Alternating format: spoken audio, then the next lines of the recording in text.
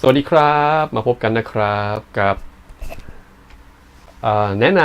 ำตัว Realme 2 Pro นะครับ Realme ก็คือเป็นแบรนด์หนึ่งนะเป็นเรียกว่าเป็นอะไรนะเป็นซับแบรนด์ก็ได้นะแต่ก่อนคือถ้าเป็นสมัยก่อนเขาคงจะเป็นเขาเรียกว่าเป็นอีกรุ่นหนึ่งเป็นอีกซีรีส์หนึ่งครับแต่ตอนนี้คือเขาแยกมาเป็นซับแบรนด์เลยจริงๆก็คือเป็นซับแบรนด์ของ Oppo นั่นเองนะครับอย่างที่รู้กันดีแต่ว่า Realme เนี่ยต้องบอกว่าคอนเซปต์สมัยนี้คือมาพร้อมกับ ซับแบรนด์เนี่ยมาพร้อมกับตัวเครื่องและสเปคที่ดีนะครับรวมถึงราคาที่น่าสนใจด้วยครับตัวนี้ตัว Realme 2 Pro หรือ 2 Pro เนี่ยก็คืออยู่ที่ราคา 6,590 เนาะมันเป็นรุ่น4x64แต่ว่า4 RAM 4นะครับแล้วก็ตัว ROM หรือ Storage เนี่ย64แต่ว่าถ้าเป็นรุ่นที่มีสเปคสูงกว่านี้นะครับจะราคาที่ถ้าผมไม่ผิด 8,990 นะน่าจะใช่ถ้าจำไม่ผิด8กิก128นะครับก็จะราคาแพงขึ้นไปแต่ตอนช่วงแรกที่แบบบูมคนสนใจกันเยอะมากเพราะว่าราคานี่ 5,000 กว่าบาท 5,000 ไปปลายนี่เองครับ 5,000 หรือ 5,600หรือสักอย่างจำไม่ได้ละขออภัยนะครับเป็นข้อมูลแต่ว่าคืออย่างที่บอกว่าคอนเซปต์เนี่ยเขามาพร้อมสเปคที่ดีนะครับตัวเครื่องดีไซน์ที่โอเคแล้วก็รวมถึงกล้องหรืออะไรเงี้ยคือโอเคทั้งหมดเลยแล้วก็ราคามันน่าซื้อครับรวมถึงนี่ยังไม่มีเรื่องของที่ไปจัดโปรโมชั่นกับพวกโอเปอเรเตอร์นะครับราคาก็ลงไปแต่อาจจะต้องผูกแพ็กเกจก็ว่ากันไปตัวนี้ตัว Realme 2 Pro นะครับก็จะมาแกะกล่องให้ดูบังเอิญได้เครื่องมาโอเคก็เครื่องเป็นสีแดงคือตัวแบรนด์ตอนแรกโลโก้แบรนด์เนี่ยมันจะเป็นสีแดงนะครับ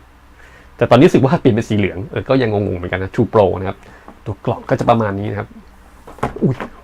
แล้วตัวจริงๆตัว OS ของเขาเนี่ยก็คือเป็น Oppo เนาะตัวนี้ไม่มีดีเทลเพราะว่าผมได้เครื่องมาไม่มีพวกอีมี่เนาะแกะกล่องดีกว่าเป็นเนื่องจากเป็นซับแบรนด์ของ Oppo นะครับดังนั้น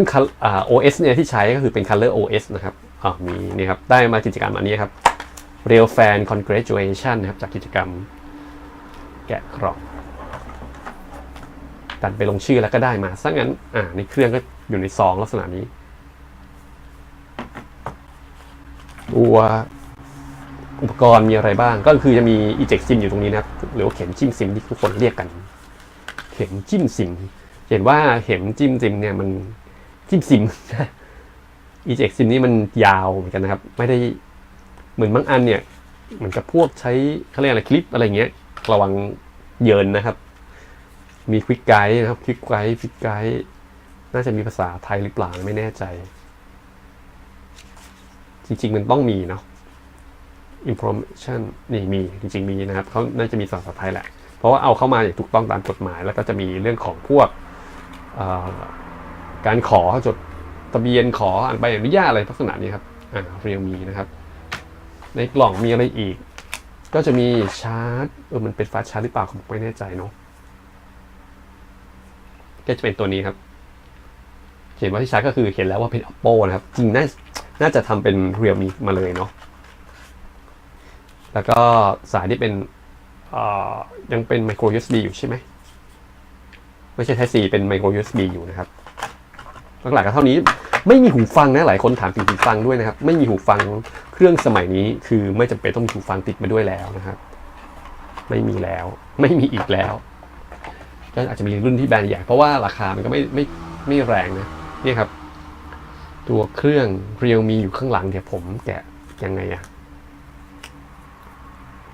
แกะสดๆเลยยังไม่ได้แกะเลยขออภัยโอเคตะกี้เขามีเคสแถมมาด้วยนะเคสใสนะครับอันนี้ยืดหยุ่นดีชอบครับมันใสๆเพราะว่าปกติเราซื้อมาไปใส่พวกเคสถึกๆมันจะบดบังความสวยงามนะครับจริงๆเขามี2สีเนาะมีสีฟ้ากับสีดำก็ตัวเครื่องที่ได้มาเป็นสีดำครับก็มีอะไรบ้างโอ้โหมัน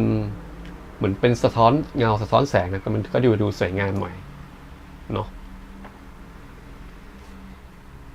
สเปคมีอะไรอีกหน้าจอขอเปิดโพยก่อน CPU นะครับระบบ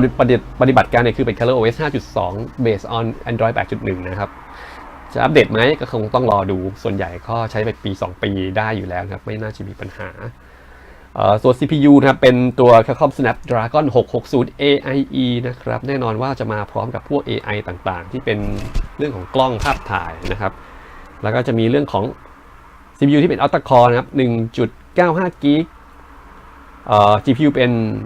Adreno GPU 512 นะครับความจุก็464เนาะเพิ่มเมมได้นะครับถึง256นะครับหน้าจอแสดงผลเนี่ยหน้าจอเป็น IPS ขนาดนะครับ 6.3 นิ้วสมัยนี้คือจะเห็นว่าอ้าวภาพดับขออภัยเพราะว่าเราเปลี่ยนวิธีการโทษทีนะครับภาพมันอาจจะดับไปบ้างขออภัยเลยแต่เราบันทึกกันยาวๆครับตัวหน้าจอนะครับ 6.3 นิ้วนะครับเป็น IPS InCell ก็เป็น Full HD Plus นะครับแล้วก็ตัวกระจกเนี่ยเป็น 2.5D เป็น Gorilla Glass 3 นะครับผมว่าก็ถือว่าโอเคนะน้ำหนักก็ดีนะครับดีไซน์ก็คล้ายๆ Oppo เหมือนกันแน่นอนว่ามันเป็นซับแบรนด์เนาะแล้วจะเป็นนั่นแหละก็คล้ายกับ Oppo พวก Series F เหมือนกันโอเคกล้องหลังนะครับเห็นว่ากล้องเนี่ยมาพร้อมกับกล้องคู่ก็บอกว่ากล้องหลังดีมากที่เขาทดลองกันนะเดี๋ยวต้องไปลองกันบ้างนะครับความละเอียดก็คือ16 ล้านบวก2 ล้านครับด้วยราคาที่อยู่ในระดับครึ่งหมื่นอย่างเงี้ยครับมันก็ได้ประมาณนี้แหละกล้อง16บวก2นะครับหรือถ้าจะแรงหน่อยก็คืออาจต้องไปเพิ่มตังค์แล้วไปเล่นตัวอื่นเนาะอนาคตน่าจะมีตัวแรงออกมาบ้างนะครับแต่สเปคกล้องคันนี้ผมว่าก็โอเคแล้วเพราะขนาดรูปแสงก็คือเป็น f1.7 และ f2.4 ครับกล้องสมาร์ทโฟนสมัยนี้ถ่ายภาพได้ค่อนข้างดีเลยทีเดียวนะครับมีแฟลช LED กล้องหน้านี่ครับเป็นรูปหยดน้ำนะครับจะเห็นว่าดูเผินๆมันก็อาจจะแบบกลืนๆเนาะเป็นกล้องแต่ว่าเนี่ยเขาเป็นฟูลพอเปิดเราไม่ได้เปิดเลยขอบูตก่อน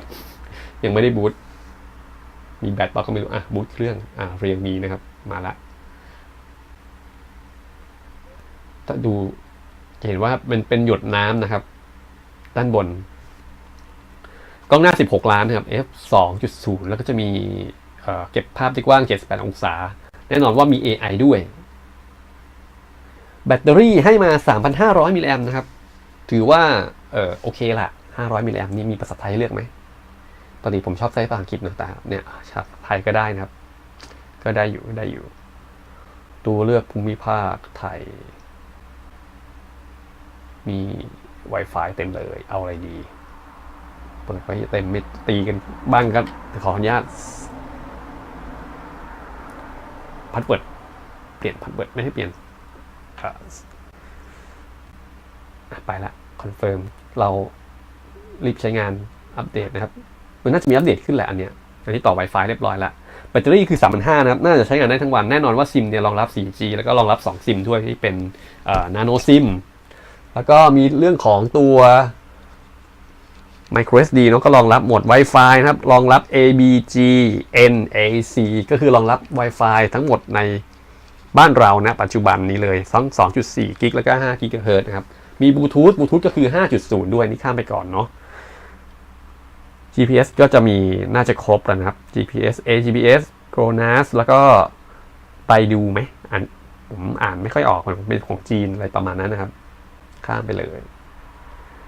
มีช่องเสียงหูฟังอยู่นะครับ 3.5 อันนี้ไม่ต้องกลัวสามารถนี่เขาบอกมีลายนิ้วอันนี้คือเรื่อง security ในการเข้าใช้งานเครื่องแล้วก็จะมีเรื่องของลายนิ้วมือมีใบหน้ามีรหัสผ่านนะครับตัวช่วย Wi-Fi ไม่ต้องนำเข้าข้อมูลไหมไม่ต้องตั้งค่าเรียวมีใหม่ยินดีต้อนรับนะครับ ColorOS 5 ก็จะเห็นว่าเป็น ColorOS เลยล่ะระบบเซ็นเซอร์ต่างตัวนี้คือมีไจโรด้วยนะครับพูดถึงเอาไปเล่นเกมพวกเกี่ยวกับโปเกมอนเนาะพวกที่ไม่ใช้ไจโรเนี่ยก็ใช้ได้แน่นอนนะครับไม่มีปัญหาอะไรรองรับ OTG ด้วยแน่นอนว่าบางทีรุ่นที่ราคาแบบไม่แพงมากบางทีก็ไม่ต้องรองรับ OTG นะต้องลองดูดีๆตัวนี้รองรับ OTG นะครับโอเคถือว่าน่าจะ overview ได้ครบละสเปคนะครับอื่นๆผมว่าก็น่าจะเป็นเรื่องของกล้องเนาะปัจจุบันเนี่ยผมว่าอื่นๆเนี่ยคงจะเหมือนกับ Oppo แหละเพราะมันเป็น ColorOS นะครับพวกฟีเจอร์วิธีการใช้งานลักษณะนี้ครับมีแอปที่ติดมาด้วยอะไรบ้างก็ไม่รู้ เยอะแยะมากมายที่ปี install เลยไปดูตัวพื้นที่หน่อยว่ามีเท่าไหร่นะครับ พื้นที่แอปของระบบอยู่ไหนเนอะแบตเตอรี่ลายนิ้วมือจอแสดงผลตัวพื้นที่ไม่รู้อยู่ไหนหน่วยความจำนี่ครับหน่วยความจำจริงตอนนี้มันเป็นรุ่น128นะที่ได้มาเนี่ยรุ่น128ไม่ใช่6,590นะน่าจะเป็น8,000เท่าไหร่นะ8,590ป่ะสักอย่างขอหาก่อนซื้อเลยกดก่อนนะครับใน Lazada ไม่น่าจะมีแต่464ไม่เป็นไรคือ 8,000 กว่าบาทถ้าผมจำไม่ผิดก็น่าประมาณนั้นนะครับพื้นที่ก็มีใช้งานไปแล้วนะครับ 2.47 ในที่เปิดเครื่องมาก็คือใช้ไปแล้ว 2.47 ดังนั้นก็เหลืออีก128เหลือเท่าไหร่โทษทีครับใช้งานได้103นะครับ100 กิกก็ไม่ต้องใส่เมมโมรี่เพิ่มนะผมว่านี่น่าอัดแอปอะไรต่างๆมาเต็มเลยนะครับมีการเชื่อมต่อ OTG ตรงนี้อื่นๆผมว่ามีอะไรน่าสนใจเนาะความสะดวกสบายแบบชันฉลาดก็จะมีพวกปุ่มนำทางบอลช่วยเหลือแถบด้านข้างอัจฉริยะก็มีแถบด้านข้างด้วยการใช้งานเคลื่อนไหวพวกนี้ก็คือน่าจะเป็นแบบปกติอยู่แล้วนะครับผมว่าแถบด้านข้างอัจฉริยะแนวนอนเท่านั้นจะมีลักษณะประมาณนี้ชันฉลาดมีพวกโคลนแอปได้นะครับมีเกมสเปซมีโหมดแยกหน้าจอแอปได้นะครับมีการจัดการเกมเพราะว่าเครื่องนี้ก็คงเน้นเล่นเกมได้เนาะโทษทีถ้าหน้าจอมันเอียงนะครับก็ขออภัยด้วยพอดีนั่งอยู่ข้างๆเนาะอันนึงคืออื่นๆผมว่าไม่น่ามีอะไรแล้วล่ะเนาะจอความสว่างเลือกโทนได้โอเคส่วนความเร็วผมว่ามันผ่านอยู่แล้วนะครับเรื่องกล้องนะครับเงื่อนไขการบริการนะครับมีแบบเข้าข้อมูลด้วยเนี่ยกล้องมีโหมดเพียบเลยครับมีโหมดย่นระยะเวลาอันนี้น่าจะเป็นวิดีโอย่นระยะเวลานะที่เป็นวิดีโอรูปถ่ายรูปคนนะครับรูปคนก็จะมีพวกฟิลเตอร์ทำฟิลเตอร์ได้ฟิลเตอร์แสงได้มีสติ๊กเกอร์เดี๋ยวนี้ต้องเล่นแบบสติ๊กเกอร์ด้วยครับเด็กๆชอบเล่นหรือผู้หญิงผมว่าเขาชอบเล่นนะตัวสติ๊กเกอร์เล่นกับลูกๆประจำสนุกดีมีพาโนรามามีผู้เชี่ยวชาญโหมดโปรนะครับแล้วก็มี Ultra HD อยู่ตรงนี้ด้วยนะเปิดได้อยู่ในโหมดโปรนะครับ Ultra HD โหมดโปรก็ปรับพวกแสงพวกความเร็ว Speed Shutter นะครับ ISO ได้มีอะไรเนาะหมดแล้วอันพวกนี้ตั้งค่านะครับมีเปิดแฟลชปิดแฟลชนะครับเพิ่มแสงสามารถซูมได้นะครับ2 เท่าเป็น Optical Zoom เนาะอันนี้เป็น2 เท่าถ้าอยากซูมมากกว่านั้นก็ซูมเข้าไปก็เป็น Digital Zoom นะครับผมว่าก็แค่นี้ก็ครบแล้วครับตัวรูปคนรูปคนเดี๋ยวสติ๊กเกอร์ตะกี้มันมีให้เล่นนี่ Bright แต่งสวยอัจฉริยะนะครับได้6 ระดับหรือเป็นแบบ AI ก็ได้ AI ก็จะมีการเรียนรู้นะครับในการถ่ายภาพของเราเนี่ยสมัยนี้ก็มี AI กันหมดแล้วนะครับมีสติ๊กเกอร์สามารถใส่สติ๊กเกอร์ต่างได้เพียบเลยถือว่าเยอะมากนะครับผมว่าเยอะเลยล่ะ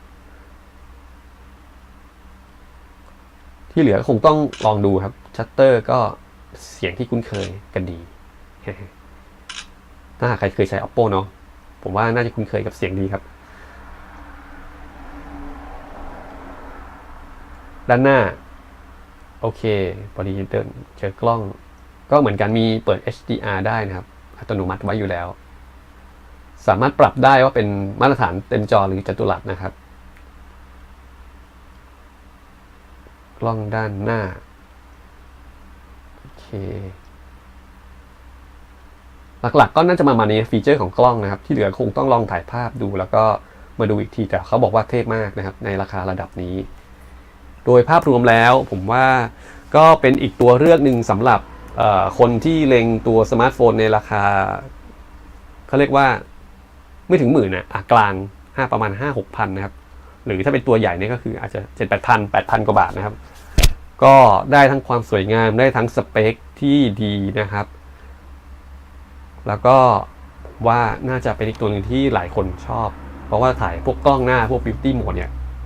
เด็กๆหรือสาวๆผู้หญิงเนี่ยชอบเลยล่ะแต่ส่วนตัวนี้คือผมชอบแบบเรียวๆมากกว่าถึงแม้น่าจะเย็นๆแต่ว่านะมันเป็นตัวมีความเป็นตัวของตัวเองดีครับนี่มีฟิงเกอร์สแกนอยู่ด้านหลังด้วยนะที่ไม่ได้บอกมีแฟลชด้วยโอเคโดยรวมก็ประมาณนี้ครับผมก็มาบอกเล่าสเปคต่างๆแล้วก็ตัวฟีเจอร์เนาะผมว่าฟีลลิ่งถ้าดูแล้วผมว่ามันก็สวยงามดีครับถ้าเป็นสีฟ้าน่าจะเป็นสีฮีโร่น่าจะโอเคเลยล่ะแต่สีดำก็โอเคเท่าที่ดูครับสะท้อนแสงลักษณะนี้ครับที่เหลือคงต้องลองดูนี่เปิดกล้องไว้นี่มีร้อนนิดๆนะอุ่นๆไม่ถึงกับร้อนแต่รู้สึกได้ครับวันนี้ก็คงลาไปแต่เพียงเท่านี้นะครับกับตัว Realme Pro นะครับ Realme 2 Pro นะครับขอบคุณที่ติดตามชมนะครับอย่าลืม subscribe แล้วก็ไลค์กดแชร์ตามสบายนะครับขอบคุณอีกครั้งนะครับสวัสดีครับ